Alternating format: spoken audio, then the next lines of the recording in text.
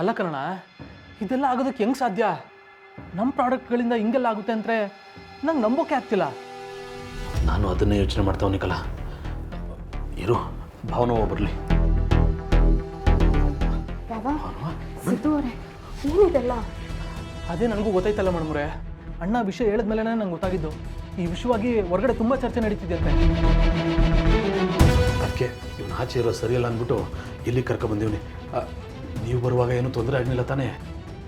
ಇಲ್ಲ ಭಾವ, ಆದರೆ ಪದೇ ಪದೇ ನಮಗೆ ಇಷ್ಟೆಲ್ಲ ತೊಂದರೆ ಆಗ್ತಿದೆ ಅಂದರೆ ಯಾರೋ ಬೇಕು ಅಂತ ನಮ್ಮನ್ನು ಟಾರ್ಗೆಟ್ ಮಾಡೇ ಹೀಗೆ ಮಾಡ್ತಿದ್ದಾರೆ ಅಂತ ಅನ್ನಿಸ್ತಿದೆ. ಅಲ್ಲ ಮೇಡಮ್ರೆ, ನಮ್ಮ ಪಾಡಕ್ಕೆ ನಮ್ಮನ್ನು ಬದುಕೋದಕ್ಕೂ ಬಿಡೋದಿಲ್ವಲ್ಲ ಈ ಜನ. ನಾವು ಯಾರಿಗೇನು ಅನ್ಯಾಯ ಮಾಡಿದೀವಿ ಅಂತ ಹಿಂಗೆಲ್ಲ ನಡೀತದೆ. ಇವ್ರುಗಳಿಗೆ ಎದುರ್ಕೊಂಡು ಮೊಬೈಲ್ನ ಸ್ವಿಚ್ ಆಫ್ ಮಾಡಿಕೊಂಡು ಇಲ್ಲಿ ಬದುಕೋ ಥರ ಆಗ್ಬಿಟ್ಟಿದೆ. ಅವನವ ಯಾವುದಕ್ಕೂ ನಿಮ್ಮ ಫೋನ್ನು ಸ್ವಿಚ್ ಆಫ್ ಮಾಡ್ಕೊಬಿಡಿ. ಇನ್ನೊಂದು 2 ದಿನ ಬಿಟ್ಟು ಆನ್ ಮಾಡ್ಕೊಂಡ್ರಾಯ್ತು. ಅಲ್ಲ ಭಾವ, ನಾವು ಯಾವ ತಪ್ಪು ಮಾಡಿಲ್ಲ ಅಂದಮೇಲೆ ನಾವು ಯಾಕೆ ಹೆದರ್ಕೋಬೇಕು? ತಪ್ಪು ಮಾಡಿದರೆ ನಾವು ಎಲ್ಲೇ ಇದ್ದರೂ ಜನರು ನಮ್ಮನ್ನ ಹುಡ್ಕೊಂಡು ಬರ್ತಾರೆ. ಆದರೆ ನಾವು ಯಾವ ತಪ್ಪು ಮಾಡಿಲ್ಲ. ಒಂದು ವೇಳೆ ನಾವು ಮಾಡಿರೋ ಪ್ರಾಡಕ್ಟ್ಸಲ್ಲಿ ಪ್ರಾಬ್ಲಮ್ ಇತ್ತು ಅಂದರೆ ಎಲ್ಲ ಅಂಗಡಿಗಳಿಂದನೂ ಫೋನ್ ಬರಬೇಕಾಗಿತ್ತಲ್ವಾ? ಅದನ್ನು ಬಿಟ್ಟು 10 ಅಲ್ಲ ಮೇಡಮ್ 20 ಬಾಟ್ಲ್ ಕೊಡಿ ಅಂತ ಆರ್ಡ್ರ್ ಬರ್ತಿದೆ. ಇದರಲ್ಲಿ ನಮ್ಮ ತಪ್ಪು ಏನಿದೆ ಹೇಳಿ? ಆದರೆ ತಪ್ಪಾಗಿದೆ ಅಂತ ಹೇಳ್ತಿದ್ದಾರಲ್ಲ ಮೇಡಮ್ರೆ, ಈಗ ಏನು ಮಾಡೋದು? ಇದು ಅವರೇ, ಇಲ್ಲೇ ನಾವು ಯೋಚನೆ ಮಾಡಬೇಕಾಗಿರೋದು. ನಮ್ಮಿಂದ ನಿಜವಾಗ್ಲೂ ತಪ್ಪಾಗಿದ್ದೀರಾ? ನಾವು ಡೆಲಿವರಿ ಕೊಡೋ ಎಲ್ಲ ಅಂಗಡಿಗಳಿಂದನೂ ಫೋನ್ ಬರಬೇಕಾಗಿತ್ತು ಅಲ್ವಾ? ಆದರೆ ಬಂದಿಲ್ಲ. ಯಾವುದೋ 1-2 ಅಂಗಡಿಯಿಂದ ಮಾತ್ರ ಬಂದಿದೆ. ಅದು ನೀವು ಡೆಲಿವರಿ ಕೊಡೋ ಅಂಗಡಿಗಳಿಂದ ಮಾತ್ರ.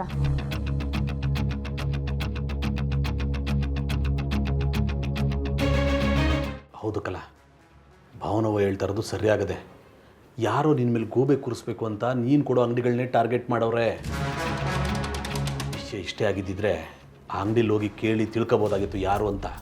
ಆದರೆ ಗಲಾಟೆ ಆಗಿ ಅರ್ಧ ಗಂಟೆಗೆ ಮೀಡಿಯಾದವ್ರಿಗೆ ವಿಷಯ ಗೊತ್ತಾಗೋಗದೆ. ಎಲ್ಲ ನ್ಯೂಸ್ ಚಾನಲ್ ಹಿಂದೆ ಹೆಸರು ಬರ್ತದೆ ಕಲ. ಇಲ್ಲೇ ಇದ್ರ ಹಿಂದಿನ ಉದ್ದೇಶ ಏನು ಅಂತ ನಮ್ಗೆ ಗೊತ್ತಾಗ್ತಿದೆಯಲ್ಲ. ಒಬ್ಬ ಸಾಮಾನ್ಯ ವ್ಯಕ್ತಿ ಆಗಿದ್ದರೆ ಇಷ್ಟೆಲ್ಲ ಚರ್ಚೆ ಆಗ್ತಿರ್ಲಿಲ್ಲ. ಆದರೆ ನೀವು ಜವರೇಗೌಡ್ರ ಮಗ, ಅದಕ್ಕೆ ಇಷ್ಟೆಲ್ಲ ನ್ಯೂಸ್ ಆಗ್ತಿದೆ. ಒಂದು ನಿಮ್ಮ ಹೆಸರನ್ನ ಹಾಳು ಮಾಡೋದಕ್ಕೆ ಯಾರೋ ಹೀಗೆ ಮಾಡ್ತಿದ್ದಾರೆ, ಅಥವಾ ನಮ್ಮ ಬಿಸ್ನೆಸ್ನ ಹಾಳು ಮಾಡೋದಕ್ಕೆ ಬೇಕು ಅಂತ ಮಾಡ್ತಿದ್ದಾರೆ ಅಂತ ಸ್ಪಷ್ಟವಾಗಿ ಅರ್ಥ ಆಗ್ತಿದೆ.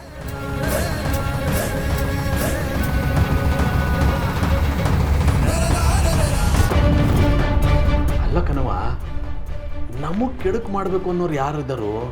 ಅದೇ ನನಗೂ ಗೊತ್ತಾಗ್ತಿಲ್ಲ ಭಾವ. ಸಿಂಚನನ್ಗೆ ತೊಂದರೆ ಮಾಡೋಕ್ಕೆ ನೋಡ್ತಿದ್ದಾರಲ್ಲ, ಅವರೇ ಏನಾದರೂ ಇದನ್ನೆಲ್ಲ ಮಾಡಿರಬಹುದಾ ಅಂತ ಅನ್ನಿಸ್ತಿದೆ.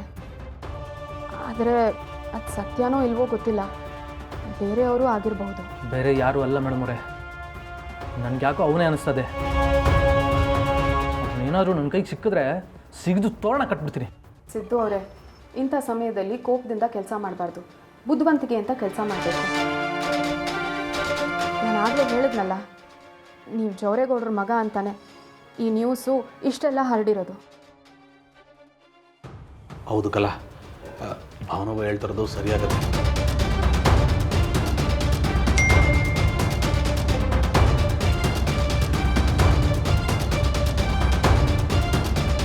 ಏನ್ರಯ್ಯ, ಏನ್ರಮ್ಮ ಈ ಹೊತ್ತಲ್ಲಿ ನಮ್ಮನೆ ಗಂಟೆ ಹುಡುಕೊಂಡ್ಬಂದ್ಬಿಟ್ಟಿದ್ದೀರಾ? ಏನಾದರೂ ಸಮಸ್ಯೆ ಇತ್ತಾ? ಯಾಕವ್ರೆ, ನಿಮ್ಮ ಮಗ ಮಾಡ್ತಿರೋ ಅನ್ಯಾಯ ನಿಮಗೆ ಗೊತ್ತಿಲ್ವಾ? ಯಾವ ಮಗನ ಬಗ್ಗೆ ಮಾತಾಡ್ತಾ ಇದೀಯಮ್ಮ ನೀನು? ಇನ್ಯಾರ ಬಗ್ಗೆ ಮಾತಾಡ್ಲಿ? ನಿಮ್ ಕಿರಿ ಮಗ ಸಿದ್ದೇಗೌಡ್ರ ಬಗ್ಗೆ ಮಾತಾಡ್ತಾ ಇದ್ದೀನಿ.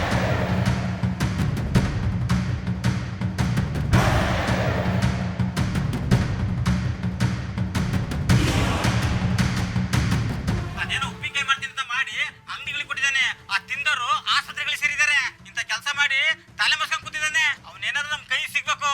ನಿಮ್ಮ ಮಗ ಅಂತ ನೋಡಿದ್ರೆ ಹೊಡೆದಾಕ್ಬಿಡ್ತೀವಿ ಅವನ್ನ.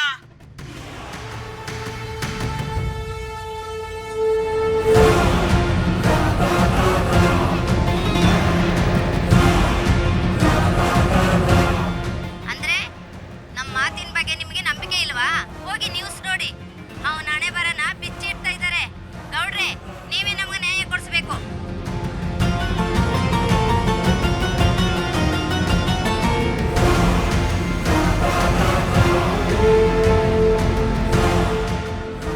ನೋಡವ್ವ, ಜನಗಳಾಗಲೇ ನಮ್ಮ ಮನೆ ತಗೋ ಗಲಾಟೆ ಮಾಡ್ತಾವ್ರೆ. ಇಂಥ ಟೈಮಲ್ಲಿ ನೀವು ಆಚೆ ಓಡಾಡೋದು ತುಂಬ ಅಪಾಯ ಕಣವ. ಇಲ್ಲ ಭಾವ, ನೋಡಿ, ನಾವು ತಪ್ಪು ಮಾಡಿದರೆ ಹೀಗೆ ಹೆದರ್ಕೋಬೇಕು. ನಾವು ತಪ್ಪೇ ಮಾಡಿಲ್ಲ ಅಂದಮೇಲೆ ನಾವು ಯಾಕೆ ಹೆದರ್ಕೋಬೇಕು ಹೇಳಿ? ನಾವು ಹೀಗೆ ಹೆದರ್ಕೊಂಡು ಕೂತ್ಕೊಂಡ್ರೆ ಹೋರಾಡೋಕ್ಕಾಗಲ್ಲ. ಏನೇ ಬಂದರೂ ಧೈರ್ಯವಾಗಿ ಎದುರಿಸ್ಬೇಕು. ಈಗೇನು ಮಾಡೋದು ಮೇಡಮ್ ಅವರೇ? ನಾವು ಇಲ್ಲೇ ಇರಬೇಕಾ ಅಥವಾ ಜನಗಳ ಮುಂದೆ ಹೋಗಿ ನಮ್ದೇನು ತಪ್ಪಿಲ್ಲ ಅಂತ ಹೇಳ್ಬೇಕಾ? ನನಗೆ ಒಂದು ಅರ್ಥ ಆಯ್ತಲ್ಲ. ಸಿದ್ದು ಅವರೇ, ಸದ್ಯಕ್ಕೆ ಜನಗಳ ಮುಂದೆ ಹೋಗೋದು ಬೇಡ. ಯಾಕಂದರೆ ಆ ಜನಗಳನ್ನ ಅವರೇ ಬಿಟ್ಟಿರೋದು. ನಮ್ಮ ಹೋರಾಟ ಇರೋದು ಅವ್ರ ವಿರುದ್ಧ. ನೀವು ನಾಳೆ ಬೆಳಗ್ಗೆ ಸ್ಟೇಷನ್ಗೆ ಹೋಗಿ ನಮಗೇನು ತಪ್ಪಿಲ್ಲ ಅಂತ ಹೇಳ್ಕೊಳ್ಳಿ. ಅವ್ರು ಏನು ಆ್ಯಕ್ಷನ್ ತೊಗೋತಾರೋ ತೊಗೊಳ್ಳಿ. ಅಷ್ಟರಲ್ಲಿ ಈ ಸಮಸ್ಯೆಯಿಂದ ಹೇಗೆ ಹೊರಗೆ ಬರೋದು ಅನ್ನೋದನ್ನು ನಾನು ಕಂಡುಹಿಡಿತೀನಿ. ಅಲ್ಲ ಕಣವ, ಅವನ್ನ ಪೊಲೀಸ್ ಸ್ಟೇಷನ್ಗೆ ಹೋಗುವಂತ ಇದ್ರಲ್ಲವಾ? ಯಾಕೋ ಸರಿ ಅಲ್ಲ ಕಣವ. ಅವನು ಅಲ್ಲಿಗೆ ಹೋದಾಗ ಏನಾರು ಹೆಚ್ಚು ಕಮ್ಮಿ ಮಾಡಿಬಿಟ್ರೆ ಏನವ ಮಾಡೋದು? ನಂಗೆ ಯಾಕೋ ಬೇಡ ಅನ್ನಿಸ್ತದೆ ಕಣವ. ಹೌದು ಮೇಡಮ್ ಅವರೇ, ನನಗೂ ಇದು ಯಾಕೋ ಸರಿ ಕಾಣ್ತಿಲ್ಲ. ಎಲ್ಲ ಸರಿ ಹೋಗುತ್ತೆ ಸಿದ್ದು ಅವರೇ. ಯಾರೋ ಬೇಕು ಅಂತ ನಿಮ್ಮ ಹೆಸರನ್ನ ಹಾಳು ಮಾಡೋಕ್ಕೆ ನೋಡ್ತಿದ್ದಾರೆ, ನಮ್ಮ ಬಿಸ್ನೆಸ್ನ ಹಾಳು ಮಾಡೋಕ್ಕೆ ನೋಡ್ತಿದ್ದಾರೆ. ಅವರಿಗೆ ಕಾನೂನು ಮೂಲಕನೇ ನಾವು ಉತ್ತರ ಕೊಡಬೇಕು. ನೋಡಿ, ನಾನು ನಾಳೆ ಬೆಳಗ್ಗೆ ಹೋಗಿ ಎಲ್ಲ ಅಂಗಡಿಗಳಿಂದ ನಾನು ಉಪ್ಪಿನಕಾಯಿನ ತೊಗೋತೀನಿ. ಅದನ್ನು ಲ್ಯಾಬಲ್ಲಿ ಟೆಸ್ಟ್ ಮಾಡಿಸ್ಬಿಟ್ಟು ನಮ್ಮ ಪ್ರಾಡಕ್ಟಲ್ಲಿ ಏನೂ ತೊಂದರೆ ಇಲ್ಲ ಅನ್ನೋದನ್ನು ಪ್ರೂವ್ ಮಾಡ್ತೀನಿ. ಅದನ್ನು ಪೊಲೀಸವ್ರಿಗೆ ಕೊಟ್ಟರೆ ಏನೂ ತೊಂದರೆ ಆಗಲ್ಲ. ನೀವು ನಾಳೆ ಬೆಳಗ್ಗೆನೇ ಹೋಗಿ. ಅಲ್ಲ ಮೇಡಮ್ ಅವರೇ, ಇದಕ್ಕೆಲ್ಲ ಒಬ್ಬರೇ ಓಡಾಡೋದಕ್ಕೆ ನಿಮ್ಮ ಕೈಲಿ ಆಗುತ್ತೋ ಇಲ್ವೋ? ನಾನು ನಿಮ್ಮ ಜೊತೆಗಿದ್ದು ಇದೆಲ್ಲ ಕಲೆಕ್ಟ್ ಮಾಡಿಕೊಂಡು ಆಮೇಲೆ ಪೊಲೀಸವ್ರ ಮುಂದೆ ಹೋಗೋಣ. ಇಲ್ಲ ಸಿದ್ದು ಅವರೇ, ನೀವು ಈ ಸಮಯದಲ್ಲಿ ಹೊರಗೆ ಕಾಣಿಸ್ಕೊಂಡ್ರೆ ನಿಮ್ಮನ್ನ ಖಂಡಿತ ಅರೆಸ್ಟ್ ಮಾಡ್ತಾರೆ. ಅದ್ರ ಬದಲು ನೀವು ಸ್ಟೇಷನ್ಗೆ ಹೋಗಿ ಸರೆಂಡರ್ ಆಗದೆ ವಾಸಿ ಅಂತ ನನಗನ್ಸೋದು.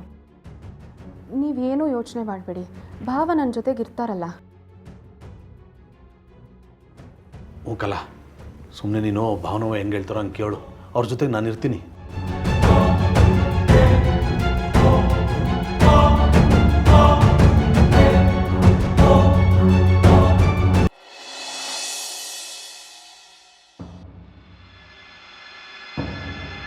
ನಮಸ್ಕಾರ ಸರ್. ಗೌಡ್ರೆ, ನೀವೇನಿಲ್ಲಿ? ಜನ ಎಲ್ಲ ನಿಮ್ಮನ್ನು ಎಲ್ಲಿದ್ದಾರೆ ಅಂತ ಹುಡ್ತಾ ಇದ್ದಾರೆ. ನೀವು ನೋಡಿದ್ರೆ ಇಲ್ಲೇ ಪ್ರತ್ಯಕ್ಷ ಆಗಿದ್ದೀರಾ. ತಪ್ಪು ಮಾಡಿದವ್ರು ಮರಿ ಆಗ್ತಾರೆ. ನಾನು ಯಾವ ತಪ್ಪು ಮಾಡಿಲ್ಲ ಅಂದಮೇಲೆ ನಾನು ಯಾಕೆ ಸರ್ ಬಚ್ಚಿಟ್ಕೋಬೇಕು? ನೆನ್ನೆ ರಾತ್ರಿನೇ ಬರುಮ ಅಂತ ಅಂದ್ಕೊಂಡಿದ್ದೋ ಸರ್. ಬೆಳಗಾನ ಏನೇನು ಬೆಳವಣಿಗೆ ಆದದ್ದು ನೋಡ್ಕೊಂಡು ಹೋಗುಮ ಅಂದ್ಬಿಟ್ಟು ಈಗ ಬಂದೋ. ಸರಿ, ಕೂತ್ಕೊಳ್ಳಿ. ಬಲ.